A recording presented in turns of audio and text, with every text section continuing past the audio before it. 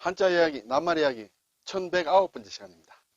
네, 이번 시간은 각막이라는 말을 한번 살펴보겠습니다. 각막이라는 말을 왜 제가 살펴보느냐 하면, 각막이라는 말을 볼 때 이 각이 도대체 무슨 뜻일까? 한자로는 뒤에 나오겠습니다만 뿔을 얘기하는 뿔각이다. 왜 뿔이라고 나는 그런 것이 붙었느냐 하는데 좀 의심을 품고 이렇게 많이 봤는데 왜 그렇다는 게 잘 안 나와서 뭐 어원을 한번 찾아보자 이렇게 해서 제가 찾아가는 과정에서 일본에서 전해온 말이다. 근데 일본 말은 네덜란드에서 일단 번역이 된 것이다. 그래서 이 각막이란 말의 정확한 뜻, 그리고 특히 각이 무슨 뜻이라는 것을 알고 나서, 자, 우리가 쓰는 낱말 중에 상당 부분이 일본에서 만들어진 말이 많은데, 일본에서 만든 말 중에서도 또 여러 종류가 있는데 그 중에 하나의 루트라고 할 수 있는 네덜란드에서 온 말이 어떻게 일본 말로 정착이 되었고 그것이 어떻게 우리나라까지 이제 넘어왔죠. 막 그 과정에 대한 특징을 한번 살펴보겠다. 막 그런 제가 어느 학자는 아닙니다만은 한번 제가 읽은 자료를 통해서 간단히 한번 같이 나누고 싶습니다. 네, 우선에 각막, 네, 한자로는 뿔각이다. 그리고 막이다, 막막이다. 네, 우리가 눈앞에 있는 이제 각막, 그것이 뿔과 어떻게 연결이 되느냐 이렇게 되겠죠. 자, 뿔각자는 부수자인데 이렇게 뭔가 뿔이 돋아난 것이다. 네, 그렇게 되겠죠. 네. 그리고 막은 이제 없을 막에서 발음이 왔다.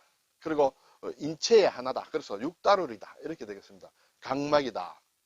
사전을 보니 의학용어로서 눈 아래 앞쪽 바깥쪽을 이루는 투명한 막이다. 그렇죠. 각막이죠.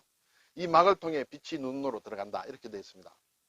예문을 보니 이물이 붙어있는 렌즈를 계속 끼면 각막이 손상될 위험이 있다. 이렇게 되겠습니다. 자, 그런데 이 설명만 보면 이 각이라는 것은 의미가 없습니다. 그렇죠? 여기 막이라는 것은 이제 무슨 막이다 이렇게 나와 있는데 각이 무슨 말이냐 해서 의미가 잘 안 통했는데, 제가 다른 사전을 보니 눈 아래 앞쪽에 나지막한 뿔처럼 약간 볼록하게 나와 있는 투명한 막이다. 그러면 뿔각자를 쓴 것은 눈에 이제 약간 볼록하게 나와 있는 그 부분, 그것을 뿔로 봤다 이렇게 되겠죠. 이렇게 눈동자다. 그러면 여기 이렇게 조금 볼록하게 생긴 요것을 뿔로 봤다는 것이죠. 그러면 이 말이 일본에서 만들어진 말인데 일본 사람들은 뿔로 봤을까? 글쎄, 우리나라 사람이 처음에 만들 때 만약에 이 말을 만들었다면 뿔로 봤을까 하는 그런 좀 의심은 생깁니다. 그래서 그럼 이 각막이란 말이 어원이 무엇이냐 보니까 영어로는 뭐 코르니아 막 이렇게 된다 이거죠. 여기 보면 코온이라고 나오죠. 뿔이라는 그런 낱말이 나옵니다. 그래서 뿔 모양의 라는 뜻을 가진 라틴어 형용사에서 유래가 된 말이다. 이 영어 자체는. 여기도 보면 이제 뿔이라는 의미가 들어가 있다. 그러면 이 영어에서 이것을 번역을 했느냐? 그것은 아니다. 일본어가 된 과정을 보니 네덜란드어가 있는데 네덜란드의 뿔이란 말과 막이란 말이 합쳐져서 이렇게 되어 있다. 이것을 일본에서 번역하는 과정에서 이렇게 이러한 말과 이러한 말을 나누어서 한자 나누어서 이것을 한자로 번역하고 이것을 한자로 번역했다. 그래서 각으로 번역하고 막으로 번역했다. 이 각이라는 게 이제 뿔이란 뜻이다. 그래서 각막이라는 그런 말을 만들었다. 이렇게 되는 것이죠.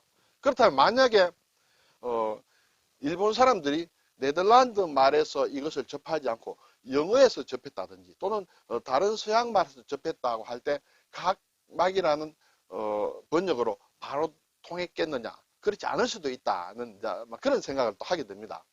그래서 네덜란드 말에서 일본 말로 이제 들어온 것이 보니까 에도 시대에만 해도 약 한 350개 정도가 된다는데 크게 나누어 가지고 두 종류로 봤을 때 네덜란드어가 그대로 일본어로 된 것이다. 발음 그 자체가 그대로 됐다. 번역하기가 좀 힘들었다. 예를 들어서 뭐 의학 관련된 부분이나 또 의료 부분에서는 알칼리, 알코올, 캠퍼, 깁스, 핀셋, 말라리아, 메스, 모르핀 이런 것은 네덜란드 말의 발음을 가지고 그대로 일본의 가나로 적었다 이렇게 되죠.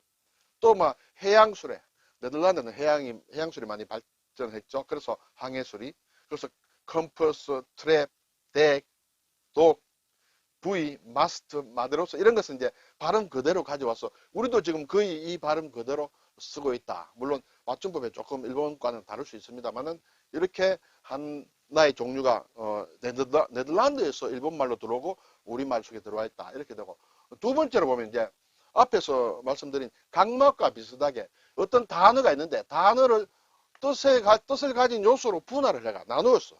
그리고 그것을 각 단어마다 그것을 한자로 번역하고 그것을 다시 재조립해 가지고 일본말로 만들었다. 이렇게 되는 것이에요. 예를 들어서 산소, 수소, 탄소도 할 때는 산소의 산에 해당되는 것, 수소의 수에 해당되는 것, 탄소의 탄에 해당되는 것과 뒤에 소재라는 뜻의 어떤 요소, 거기에 해당되는 글자들을 분해를 해서 각각 이것을 한자로 만들고 그것을 다시 붙였다.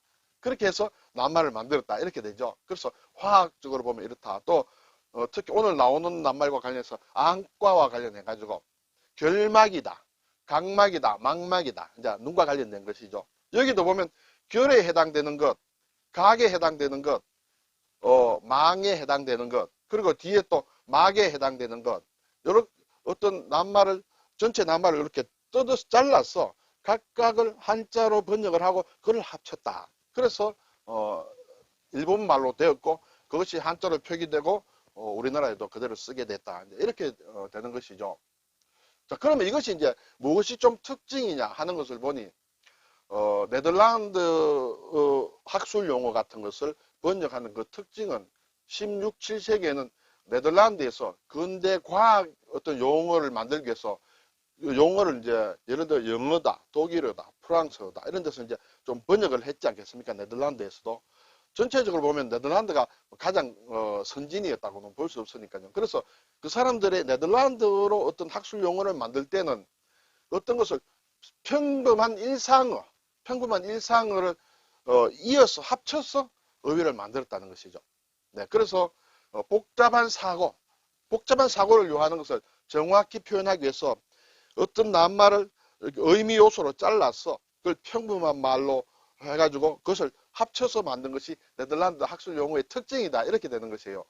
그런데 일본 사람들이 서양과 가장 먼저 이렇게 접촉했는 나라가 네덜란드다. 그렇게 되겠죠. 그래서 네덜란드 용어를 일본 사람들이 가장 먼저 본격적으로 접촉한 최초의 서양어이기 때문에 이 말의 특징 자체가 잘라서 각각 의미로 잘라서 이렇게 번역할 수 있었다는 것이죠. 그래서 한자어로 번역한 데 상당히 유리했다. 낱말 전체를 통째로 번역하는 것이 아니라 그 낱말을 의미 요소로 잘라서 각각 한자로 번역해서 다시 재조립해서 한자 말을 만들었다. 그것이 말을 만드는 데 상당히 유리했다는 것이에요.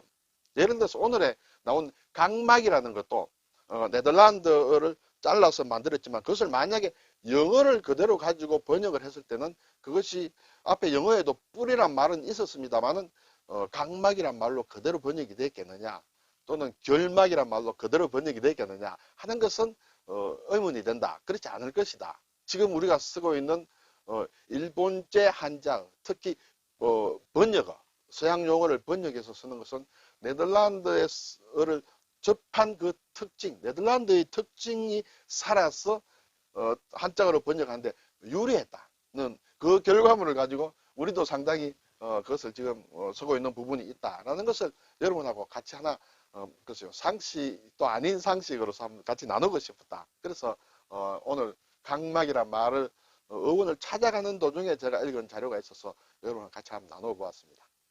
감사합니다.